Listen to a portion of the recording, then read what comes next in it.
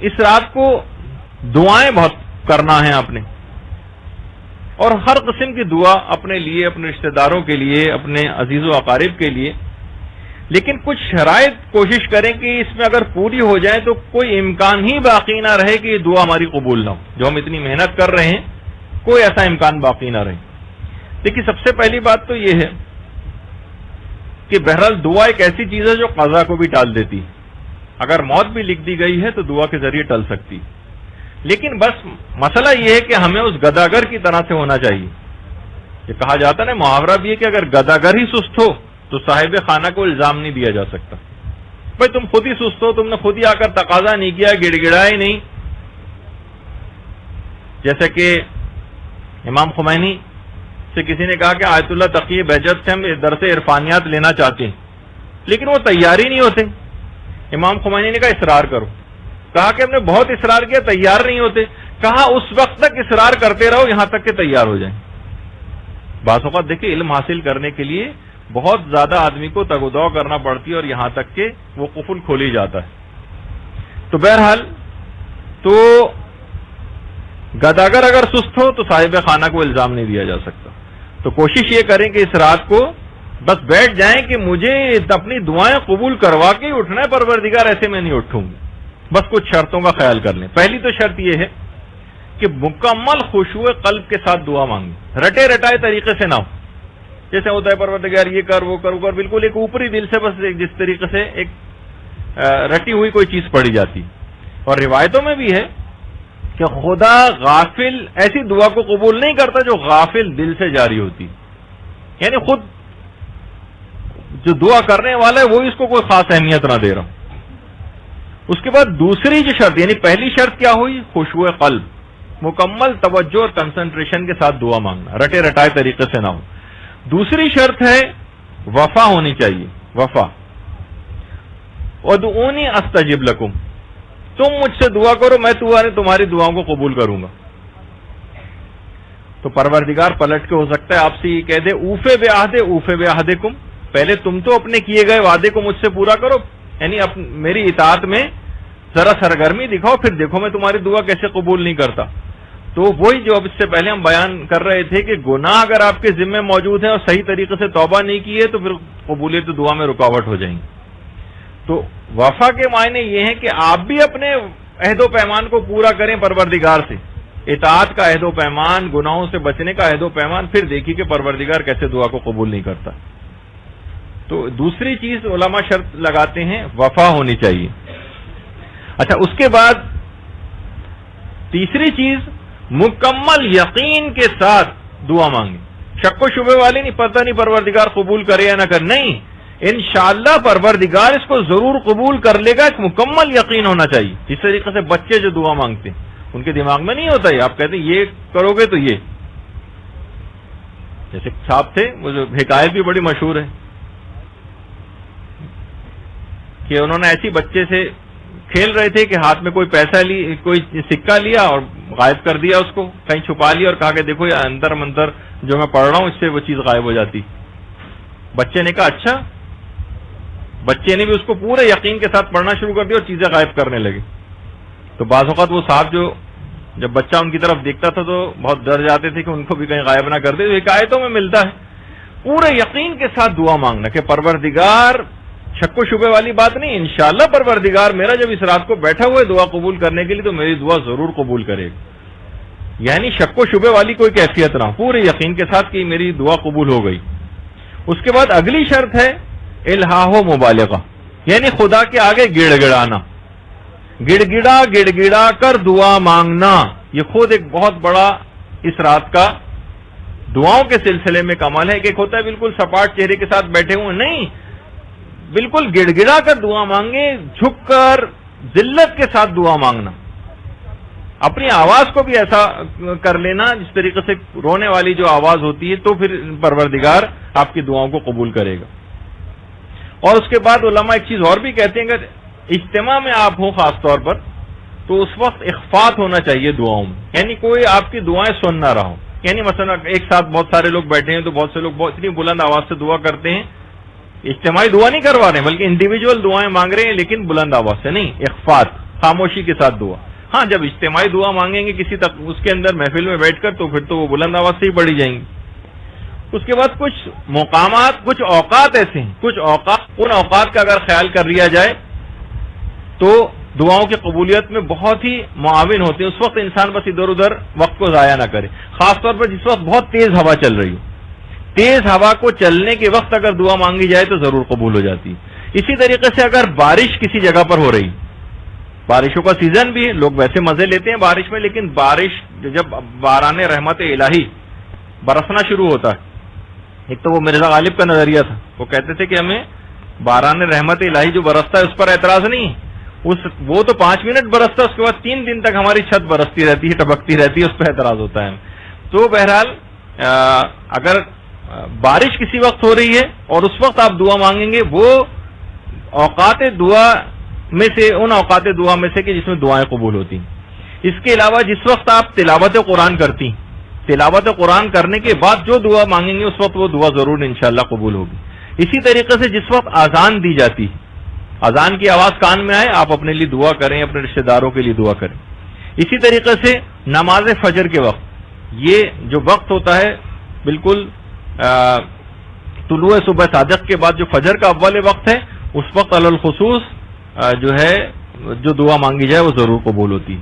اسی طریقے سے نماز ظہر کے بعد بھی اور نماز مغرب کا جو وقت ہے اس وقت بھی یہ دعا کو قبول ہونے کا بہت ہی اہم ترین وقت ہے. اسی طریقے سے اوقات میں ایک چیز اور بھی ہے، اور وہ ہے افطار کے وقت دعا کرنا. یعنی اس وقت فوراً انسان کھانے کی جلدی نہ کرے کہ بس کھانے پینے کی چیزوں کو اپنے حلق سے اتار لیں، ہاتھ میں لے کر بیٹھے اپنی افطاری، اور اس وقت جو ہے وہ خاص موقع ہے اپنی دعاؤں کو 2-3-4 منٹ اگر لگا دیے جائیں دعاؤں کے افطار کرنے سے پہلے، وقت آ جانے کے بعد، تو انشاءاللہ وہ دعا اس کی ضرور قبول ہو جائے گی. اور اسی طریقے سے اگر کوئی شخص سجدے کے اندر کوئی دعا مانگے، خیر یہ تو ایک بڑی سعادت اس شخص کو ملی جو آپ کے سامنے تو تصویر ہے. یہ مسجد نبوی میں ریاض الجنہ جو جگہ ہے وہاں پر حالت سجدہ میں انتقال کر گیا شخص. تو بہرحال بعض اوقات یہ ہوتے ریاض الجنہ یعنی کہ جو جنت کے باغوں میں سے ایک باغ ہے، پیغمبر کی قبر اور منبر کے درمیان کی جو جگہ کہلاتی، چند فٹ کے فاصلے پر ہی جو ہے قبر رسول موجود ہے یہاں سے، وہاں پر یہ شخص حالت سجدہ میں مثلا انتقال کر گیا. تو سجدے کی حالت میں جو بھی دعا مانگی جائے وہ ضرور قبول ہوتی ہے. اسی طریقے سے کہا جاتا ہے کہ دعاؤں کے سلسلے میں ان سب کے پیچھے روایت ہے کہ تضرع، احساس ذلت اور شکستگی کا جو احساس ہے اس کے ساتھ دعا مانگنا، یعنی باقاعدہ رقت پیدا ہو جائے. جس وقت رقت پیدا ہو جائے، ذلت کا احساس، شکستگی کا احساس، خدا کے آگے اپنے آپ کو کچھ نہ سمجھنا، اس وقت جب یہ احساس اس طرح کا کبھی پیدا ہو جائے تو وہ بہترین موقع ہے. رقت کا پیدا ہو جانا ہی چھٹے امام فرماتے ہیں کہ قبولیت دعا کی علامت ہے. اچھا، اب تضرع کس طرح سے کیا جائے گا؟ اس میں کچھ علماء نے فرمایا کہ 4 اس کے طریقے ہیں کہ اپنے ہاتھوں کی پشت کو آسمان کی طرف بلند کریں. ایک تو جس طرح دعا مانگتے ہیں آپ، تو جو ہاتھوں کا جو وہ پورشن جو دعا کے وقت آپ کے آنکھوں کے سامنے ہوتا ہے، جس طرح قنوت میں آپ مانگتے ہیں، نہیں، ہاتھوں کو پلٹ دیں. ایک طریقہ یہ بھی ہے دعا مانگنے کا. اور ہاتھوں کی جو پشت ہے، جس طرف انگوٹھی کا نگینہ ہوتا ہے، جب آپ وہ والا حصے کو آسمان کی طرف بلند کریں، آسمان کی طرف اس ہاتھوں کو بلند کریں. اگر اس کو پلٹ دیا جائے تو ہتھیلی والا حصہ نہیں، اس کے پشت والا حصہ، اس کو آسمان کی طرف بلند کریں. اور اس کے بعد ہاتھوں کو دائیں اور بائیں حرکت دیں اور کہیں کہ پروردگار مجھے نہیں پتا کہ میں قیامت میں اصحاب یمین میں سے ہوں گا یا اصحاب یسار میں سے، میں دائیں ہاتھ والے گروہ میں ہوں گا یا بائیں ہاتھ والے گروہ میں. اپنے ہاتھوں کو دائیں اور بائیں حرکت دیں بند کر کے، اور اس کے بعد اپنے ہاتھوں کو اوپر کریں، کبھی ہاتھوں کو نیچے کریں کہ پروردگار مجھ کو نہیں پتا کہ تو قیامت کے میدان میں مجھ کو پست کرے گا یا بلند کرے گا. اور اس کے بعد جب بہت زیادہ گریا ازاری شروع ہو جائے اور آنکھوں میں آنسو آ جائیں تو یہ بہترین موقع ہے. یہ اسباب و علامت اجابت دعا کے اندر یہ چیز شمار ہوتی. اور اس کے بعد اپنے ہاتھوں کو دوبارہ آسمان کی طرف بلند کرے کہ میں نے جو پروردگار سے مانگی ہے وہ اس کو لینے کے لیے میں ہاتھوں کو آسمان کی طرف بڑھا رہا ہوں. اور انشاءاللہ جب وہ ہاتھ واپس آئیں گے تو وہ کبھی بھی ناکام و نامراد ہاتھ واپس نہیں آئیں گے، بلکہ وہ دعا آپ کی قبول ہو چکے گی. تو یہ خاص طریقہ ہے تضرع کے حوالے سے شکستگی کا احساس، کہ اس طرح سے آپ کو اپنے ہاتھوں کی پشت کو آسمان کی طرف بلند کرنا ہے، اس کے بعد دائیں بائیں حرکت دینی ہے، پھر اوپر نیچے حرکت دینی ہے، اور اس کے بعد جب کوشش کریں کہ گریہ زاری ہو جائے، آنکھوں میں آنسو آ جائیں، پھر ہاتھوں کو آسمان کی طرف دوبارہ اٹھائیں کہ پروردگار نے میری دعا قبول کر لی، میں اس کو لینے کے لیے حاجت کو قبولیت کے لیے میں ہاتھوں کو آسمان کی طرف اب اٹھا رہی ہوں۔ اسی طریقے سے گریہ زاری کے بعد، اچھا اس کے بعد پھر ایک طریقہ اور بھی ہے دعاؤں کی قبولیت کے لیے۔ چھٹے امام فرماتے ہیں یعنی حاجت کی حاجت روائی کرنا، حاجت مند کی حاجت روائی کرنا۔ چھٹے امام فرماتے ہیں کہ بیمار جب طبیب کو بلاتا ہے تو کچھ نہ کچھ اس کو دیتا ہے۔ بادشاہ سے جب اگر کسی کی کوئی حاجت ہوتی ہے تو دربانوں کو رشوت دیتا ہے کسی طریقے سے بادشاہ تک یعنی رسائی ہو جائے اور وہ ہماری بات کو قبول کر لے۔ خدا سے اگر کسی کو حاجت مانگنی ہے تو وہ مخلوق خدا پر تصدق کرے، یعنی صدقہ دے مخلوق خدا کو، تو پروردگار تمہاری ان تمام دعاؤں کو قبول کر لے گا۔ تو حاجت روائی کرنا لوگوں کی، کسی کی کوئی حاجت ہے، آپ کوشش کریں کہ شب قدر میں آپ اس کی مثلا آپ کو 3-4 دن بعد کرنی ہے اس کی وہ خواہش پوری، آپ اس رات کو ہی کوشش کر کے کرتے ہیں۔ مخلوق خدا کی حاجت روائی کرنا، لوگ باقاعدہ اپنے ٹائم ٹیبل میں اس کو بنا کے رکھتے ہیں کہ فلاں فلاں شخص کا ہمیں یہ کام کر دینا ہے اس رات کو، یا کام کر دیا اس رات کو اطلاع دے کے اس کا دل خوش کر دیں تو ساری دعائیں اس کے صدقے میں آپ کی قبول ہو جائیں گی۔ اسی طریقے سے غیر کے لیے دعا کرنا، غیر کے لیے دعا، غیر کو دعا کرنے کا فائدہ یہ ہے کہ دوسروں کو مقدم کیا جائے، یعنی اپنی دعاؤں سے پہلے دوسرے لوگوں کے لیے آپ دعا کریں۔ الجار سمت دار، پہلے پڑوسی اس کے بعد گھر والے۔ اور پیغمبر فرماتے ہیں کہ دعا کو ہمیشہ عام کرے، مخصوص نہ کرے، تو وہ دعا جلد قبول ہو جائے گی۔ یعنی کیونکہ تمام مومنوں مومنات کے لیے جب دعا کرے گا تو خود بھی اسی کے اندر شامل ہے، اس کے تمام رشتہ دار بھی اسی کے اندر شامل ہیں، جی اس کے تمام رشتہ دار بھی اسی میں شامل ہیں۔ تو بہرحال اس کی خود تمام دعائیں قبول ہو جائیں گی اگر اس نے ایسا کیا۔ اور سب سے بہترین دعا بھی پیغمبر فرماتے ہیں کہ وہی دعا ہوتی ہے جو ایک غائب کسی دوسرے غائب کے لیے کرتا ہے، سب سے بہترین دعا وہ والی دعا ہوتی ہے۔ اور باقاعدہ ایک فرشتہ پر آسمانوں میں پروردگار پیدا کرتا ہے کہ یہ جو بھی دعا کرتا ہے دوسروں کے لیے وہ فرشتہ آمین کہتا جاتا ہے، اور وہ یہ دعا کرتا ہے کہ یہ دعا تو نے کسی اور برادر مومن کے لیے کی ہے، تجھے پروردگار اس کا دگنا، اور پروردگار اس کی اس دعا کو فرشتے کی قبول کر لیتا ہے۔ یعنی جو دعائیں آپ دوسروں کے لیے مانگیں گی وہ دگنی طور پر خود آپ کے لیے قبول ہو جائیں گی۔ کتنا بڑا فائدہ ہے اس کا۔ اور سب سے بہتر یہ کہ جو چھٹے امام نے فرمایا کہ پہلے 40 مومنین کے لیے دعا کرے پھر اپنے لیے دعا کرے، تو کوئی امکان ہی نہیں رہے گا کہ اس کی دعا قبول نہ ہو۔ آپ باقاعدہ لسٹ بنائیں، کم سے کم 40 مومن و مومنات کے لیے پہلے آپ دعا کر لیں گے۔ اس کے بعد اگلی شرط یہ ہے کہ دعاؤں کو شروع کرنے سے پہلے خدا کی حمد و ستائش کریں، خدا کی حمد و ستائش کریں، اس کی نعمتوں کا شکر ادا کریں۔ ابھی دعا اپنی شروع نہیں کی ہے، پہلے خدا کی حمد و ستائش کی، اس کے بعد نعمتوں پہ شکر کیا۔ نعمتوں پہ شکر کے بعد اپنے گناہوں کا اقرار کریں، ایک ایک گناہ کو سوچیں، پروردگار میں نے یہ گناہ کیا تھا اس کو معاف کر دے، پروردگار میں نے یہ گناہ کیا تھا اس کو معاف کر دے۔ گناہوں کا اقرار کریں اور پھر خدا سے سوال کریں، پھر دیکھیں کہ اس کی دعا کیسے قبول ہوتی۔ جب یہ روایتوں میں بیان ہوا کہ خدا کی قسم کوئی شخص اپنے گناہ سے اس وقت تک باہر نہیں آتا جب تک کہ اپنے گناہوں کا اقرار نہ کر لے، اپنے گناہوں کا پروردگار سے اقرار کرے، روئیں گڑ گڑائیں اس کے سامنے، پھر دیکھیں کہ کیسے دعا قبول نہیں ہوتی۔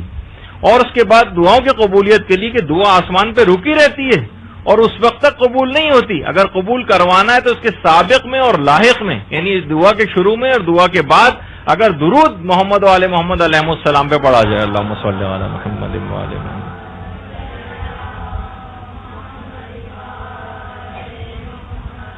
دعا آسمانوں پہ رکی رہتی ہے اور قبول ہی نہیں ہوتی جب تک کہ سابق اور لاحق میں درود جو ہے وہ اس کے نہ ہو۔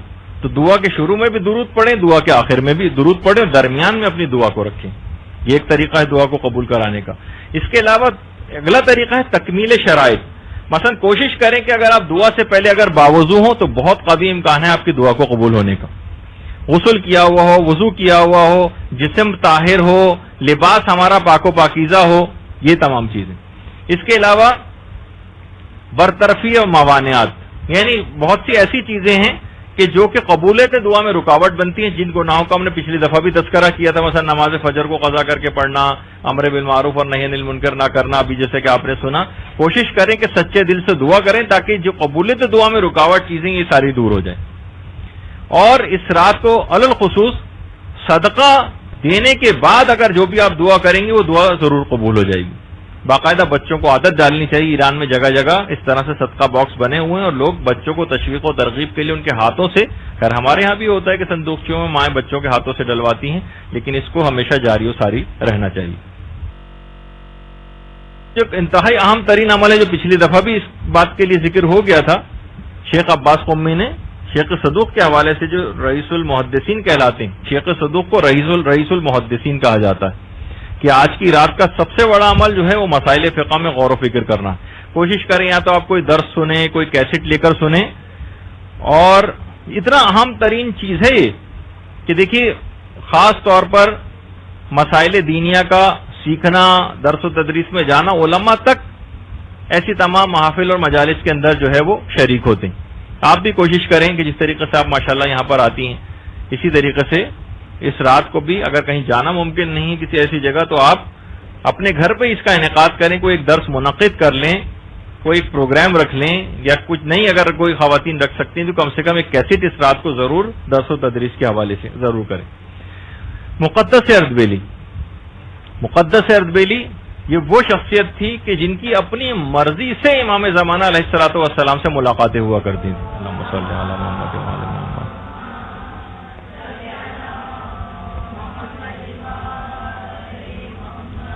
اور اتنے زیادہ تقدس معاف تھے مقدس اردبیلی کہ جس وقت یہ کربلا میں ہوتے تھے، یعنی جب زیارت کے لیے کربلا جاتے تھے تو رفع حاجت کے لیے 12 میل دور کربلا سے دور جایا کرتے تھے. کہتے تھے مجھے شرم محسوس ہوتی ہے کہ جس زمین میں امام کا جسم مطہر آرام کر رہا ہوں میں وہاں پر اپنی نجاستوں کو گراؤں. مقدس اردبیلی. اور نجف میں پہلے بھی یہ طریقہ کار تھا کہ ہفتے میں 5 دن پڑھائی ہوتی تھی. جمعرات کو آدھے دن کے بعد سب لوگ نجف سے کربلا جاتے تھے اور اس کے بعد جمعرات کو جاتے تھے اور پھر جمعے کے بعد پھر وہاں سے دوبارہ چلتے تھے. اچھا، جب ظاہر ہے کہ نجف سے کربلا اب تو تقریباً ٹوئن سٹی جیسے ہو گئے ہیں یہ، لیکن یہ کہ پہلے زمانے میں تو ایک الگ الگ شہر ہوا کرتے تھے دونوں، تو ایک شہر سے دوسرے شہر میں جانے سے نماز قصر ہو جاتی. لوگوں نے دیکھا کہ مقدس اردبیلی بالکل ایک الگ طریقہ کار ہے ان کا، یہ نماز پوری بھی پڑھ رہے ہیں اور قصر بھی پڑھ رہے ہیں. دیکھیے ایک فقہی مسئلہ ہے کہ اگر کسی شخص کا سفر حرام کا سفر ہے تو اس کو نماز قصر کی سہولت نہیں ملتی، یعنی پھر اسے پوری نماز پڑھنا. مثلا اگر کوئی شخص کراچی سے لاہور جائے کسی کو قتل کرنے کے ارادے سے، اس کا یہ سفر معصیت کہلاتا ہے، اس میں قصر کی سہولت اسے نہیں ملے گی. ناشزہ عورت جس کا میں نے پچھلی دفعہ کہا تھا کہ وہ اپنے شوہر کے حقوق پورے نہیں کر رہی اور اس سے چھوٹی چھوٹی باتوں پہ لڑ جھگڑ کے دوسرے شہر اپنی ماں کے گھر واپس چلی گئی ہے، تو یہ جو سفر ہے اس کا، یہ ناشزہ عورت کا سفر، یہ سفر معصیت گناہ کا سفر کہلائے گا. اس کو سفر میں نماز پوری پڑھنا ہے کیونکہ یہ سہولت اس کو نہیں ملے گی قصر کرنے کی، یعنی 4 رکعتی نماز کو جو 2 رکعت کرنے کی سہولت ہے اس کو نہیں ملے گی. مقدس اردبیلی کا طریقہ کار لوگوں نے دیکھا کہ دیکھیے زیارت عتبات عالیہ یعنی مقدس مقامات کی زیارت کے لیے جانا کتنے عظیم و شان ثواب کے کاموں میں سے ایک ہے. تو مقدس اردبیلی سے جب لوگوں نے پوچھا کہ آپ نماز قصر بھی پڑھتے ہیں اور پوری بھی پڑھتے ہیں، اس کی کیا وجہ ہے، تو انہوں نے کہا کہ دیکھیے کہ میرا یہ طالب علمی کا زمانہ ہے، میں نے ابھی واجبات کا مکمل علم حاصل نہیں کیا ہے، واجبات کا مکمل علم حاصل نہیں کیا ہے. ایک طرف تو میرے دماغ میں خیال آتا ہے کہ زیارت عتبات عالیہ امام حسین کے روضے کی زیارت کا ثواب عظیم ترین ثوابوں میں سے ایک ہے، تو میں نماز اپنی قصر پڑھتا ہوں. دوسری طرف میرے دل میں خیال آتا ہے کہ یہ تو ایک مستحب سفر ہے نا، مجھ پہ تو واجب ابھی بہت سارے علم حاصل کرنا، واجب اپنے مسائل کا علم حاصل کرنا، بہت سی چیزیں جو بھی میں نے حاصل نہیں کی، تو کہیں میرا مستحبات کے لیے سفر کہیں حرام سفر نہ بن جائے. اس شک و شبے کی وجہ سے میں نماز کو پوری بھی پڑھتا ہوں، کیونکہ اگر شک ہو جائے کہ حرام سفر ہے یا نہیں، تو اپنی شرعی ذمہ داری اس طرح سے تعین کرتے تھے کہ نماز پوری بھی پڑھتے تھے اور قصر بھی پڑھتے تھے کہ میرا وہاں پر زیارت کے لیے جانا بھی کہیں حرام نہ ہو جائے، کیونکہ وہ بہرحال اپنی تمام تر فضیلتوں کے باوجود مستحب سفر ہے اور ابھی مجھ پر بہت سارے ایسے واجبات کا علم حاصل کرنا باقی رہ گیا ہے کہ جس پہ میری عاقبت کا دار و مدار ہے. تو آپ یہ اندازہ لگائیں کہ اس رات کو جب بھی کہا جائے، بہت سی خواتین پوچھتی ہیں کہ کیا مثلا دنیاوی جو ہم علم حاصل کر رہے ہیں کیا یہ علم کے اندر نہیں آتا؟ ہم بیٹھ کے اپنے کورس کی کتابیں اگر پڑھتے رہیں، میتھس کے مسئلے سالو کرتے رہیں اور فزکس پڑھتے رہیں اور کیمسٹری پڑھتے رہیں، تو اس پہ انشاءاللہ ہماری جو اگلی گفتگو ہوگی اس میں ہم یہ باتیں بیان کریں گے آیت اللہ محمد ری شاہری کے حوالے سے کہ انہوں نے جو سلسلے میں باتیں بیان کی ہیں کہ کون سا علم اس رات کو حاصل کیا جائے. لیکن کم سے کم مسائل فقہ کا علم جو آپ لوگوں کے واجبات میں سے ہے کہ بھی بہت سے مسئلے سیکھنے باقی ہیں، اس رات کو اس علم کے حاصل کرنے میں لگیں.